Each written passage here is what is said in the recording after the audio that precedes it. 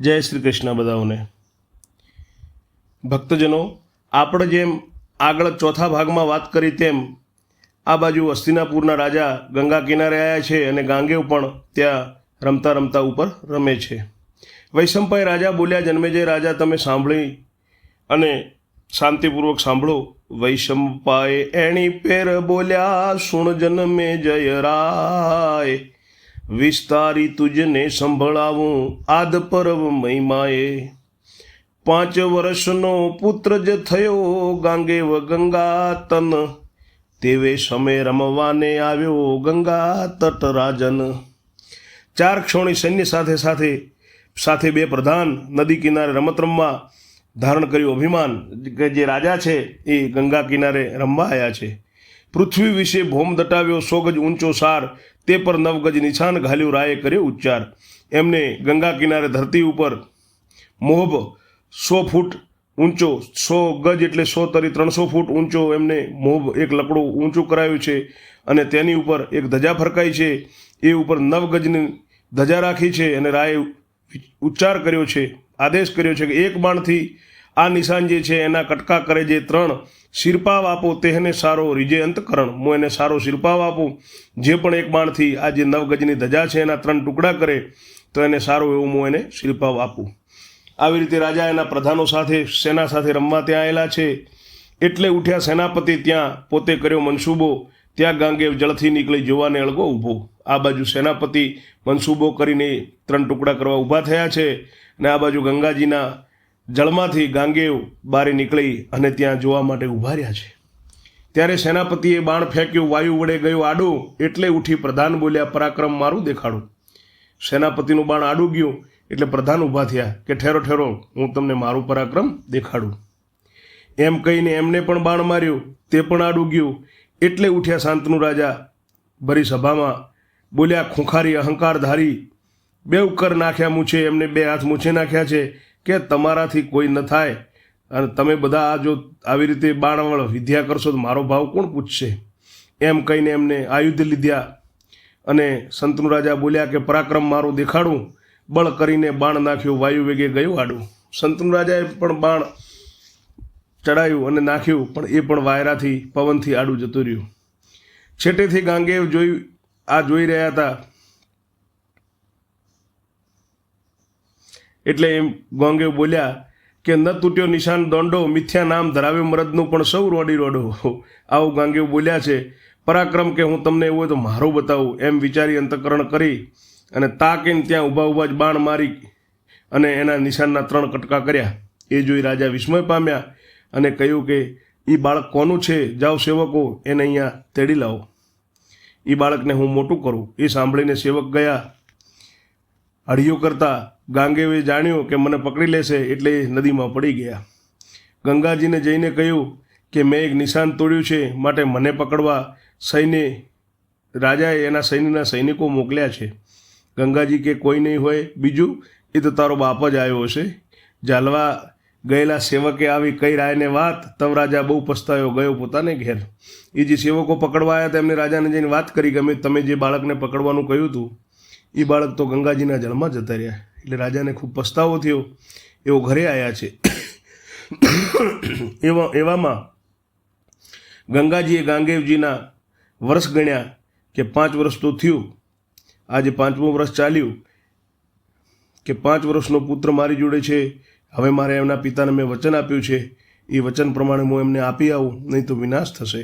એમ જાણીને ગંગા માતાએ વસ્ત્ર પહેર્યા છે, શણગાર સજ્યા છે.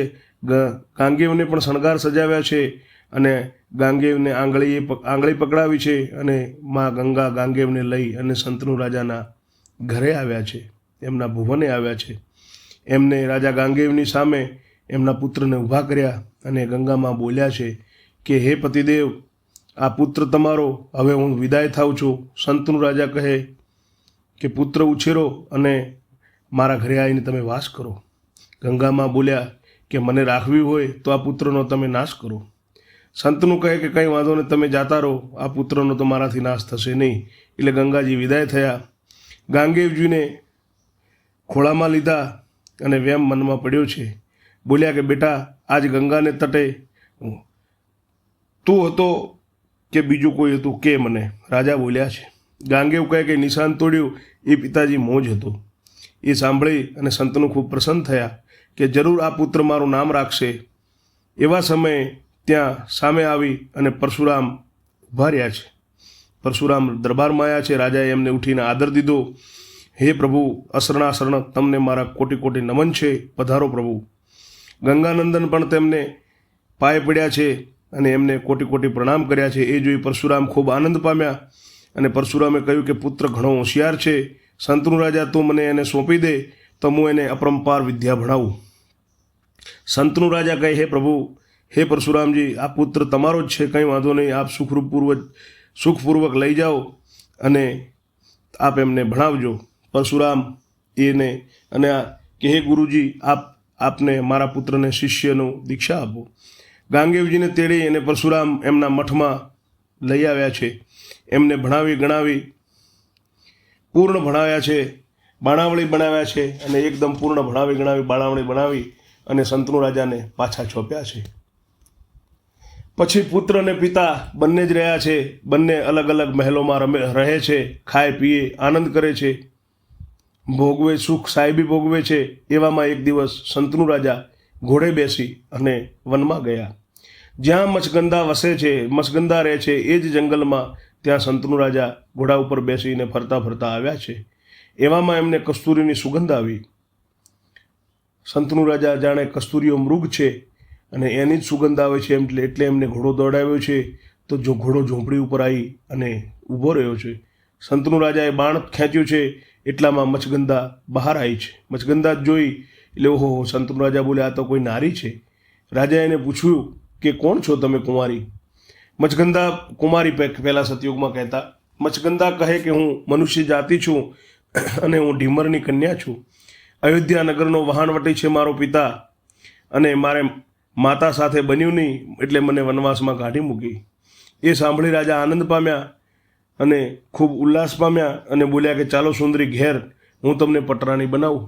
એવું સાંભળી રાજાની પ્રત્યે મચગંદા બોલ્યા છે કે ભલે મને પણ એમ જ છે રાજા, તમારું વચન શીશ ચડાવું છું, પણ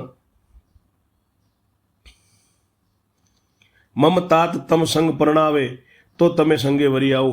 તમે જો મારો પિતા જો તમારી સાથે પરણાવશે તો હું તમારી સાથે આવું.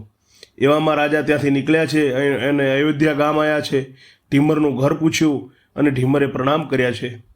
સંતનુ રાજા કહે કે તમારી કન્યા વનવાસી છે અને મારી સાથે તે પરણાવો તો હું એની આશા પૂરી કરું. ઢીમર કહે, હે મહારાજ, હું શું પરણાવું પ્રભુ, એ તો તમારી જ છે, તમારી રૈયત છે અને તમારો આદેશ મારા સર ઉપર છે અને ચલો પ્રભુ, હું એમને પરણાવવા આવું છું.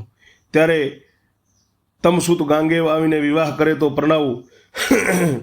એ ઢીમરે એક શરત રાખી છે કે તમારો ગંગાજીનો પુત્ર જે ગાંગેવ છે એ તમારી સાથે અહીંયા આવે અને એ વાત કરે તો હું તમારી સાથે જરૂર પરણાવું. સાંભળી રાજા પાછા આવ્યા અને રસ્તામાં વિચાર કર્યો છે, એ કન્યા તો મારે પરણવી છે પણ હવે આને આ ઘાંટી બરોબરની મૂકી છે મારા પુત્રને સાથે લઈને આવવાની.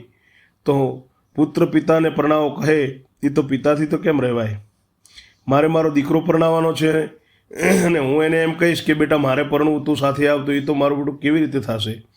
કદાપી કહું કુંવરને તો નિર્નેવના મોભે જાય, કહું નહીં તો કામ ન થાય, એમ વિચારે ચડ્યો રાજા, ઘેર આવી ઉદાસ પામી મંચક વિશે પડ્યો. એના એ વિચારોની અંદર વિચારોમાં રાજા સંતનું સુનમુન રહેવા માંડ્યા છે. એમને પ્રધાને આવીને પૂછ્યું કે કેમ નાથ, તમે એકદમ સુનમુન છો, તમને શું ચિંતા છે? સંતનું કહે, પ્રધાન મારા, શું કહું દુઃખની વાત, એક કન્યા મેં આજ દીઠી, ઢીમરની તન્યાએ તે વરવાની ઈચ્છા થઈ છે, ત્યાંથી જીવ ગૂંચવાય. મારે તે કન્યાને પરણવું છે પણ એની થોડી ચિંતા છે એટલે મારો જીવ ગૂંચવાય છે. કન્યાએ કબૂલ કર્યું છે પણ એને એના બાપની આડ બતાવી, ત્યાંથી હું એના બાપ જોડે ગયો છું. બાપે પણ વરવાની વાત બતાવી પણ તે ઢીમર એમ બોલ્યો, ભલે આવ્યા રાજન, પણ તમ નંદન વિવાહ કરી જાય તો હું દઉં કન્યાદાન. તમારો છોકરો જો સગાઈ કરવા આવે તમારી તો હું તમારું કન્યાદાન કરું પ્રભુ મારી દીકરીનું. મારાથી કે હવે ગાંગેવને કેમ કહેવરાય કે હે ગાંગેવ, તમે મુજથી કેમ કહેવાય કુંવરને પુત્ર મને પરણાવો? કહું તો કહેશે હું જ કુંવારો, મુજ કાજ શોધી લાવો. કદાચ હું એમને કહું કે મને બેટા પરણાવો તો ગાંગેવ કહે કે હું જ કુંવારો છું, મારા હારું લાવો, એવું કહેતો. પ્રધાન કે તમે ગભરાશો નહીં, કરું છું હું પૂર્ણ પેર, ગાંગેવજીને સમજાવીને મોકલું છું તમ ઘેર. કે હું ગાંગેવજીને સમજાવી અને તમારા મહેલમાં મોકલું છું એમ કહી અને પ્રધાન ગયા છે. ગાંગેવને કહ્યું છે કે તમારા પિતાજીને પૂછો કે શું દુઃખ છે અને કેમ થાક્યા થાક્યા જાઓ છો. એ સાંભળી ગાંગેવ સંચરો, પિતા તને કરજોડ, વ્યાસ વલ્લભ વદે આવ્યો પૂર્ણ કરવા કોડ. ત્યારે ગાંગેવ એમના મહેલમાંથી પિતાજીના મહેલે આવ્યા છે પોતાના પિતાજીના કોડ પૂરા કરવા. તેઓ આવી પિતાજીને પ્રણામ કરી અને ત્યાં ઊભા રહ્યા છે. વ્યાસ વલ્લભ વદે આવ્યો પૂર્ણ કરવા કોડ. મિત્રો, હવે આપણે આગળના 6થા ભાગમાં આગળ શું થાય છે તે જોશું. ત્યાં સુધી જય શ્રી કૃષ્ણ.